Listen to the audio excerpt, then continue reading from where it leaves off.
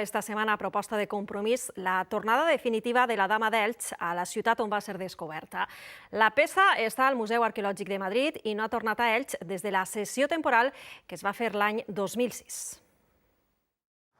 Este dimarts el Senat debatrà la tornada definitiva de la Dama d'Elx a la ciutat on la van trobar.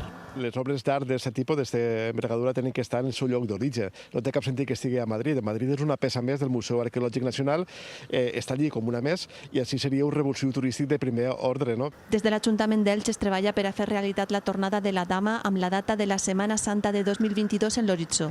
L'alcalde Carlos González té previst entrevistar-se pròximament amb el ministre de Cultura per a reiterar-li la reivindicació. És pràcticament impossible caminar per Elx sense trobar-se amb una imatge de la Dama. Bustos com este repartits per tota la ciutat recorden l'estima dels il·licitants per una imatge que per a ells és molt més que una escultura. Això y el palmeral para mí es lo más importante que hay.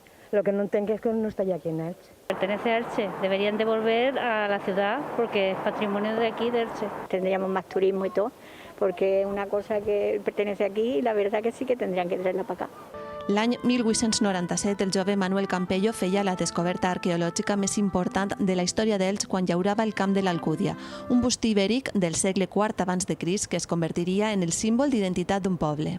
La peça va ser comprada pel Museu del Louvre de París des d'on va passar al Museu del Prado al 1941 i d'ahir al Museu Arqueològic Nacional, on està encara exposada.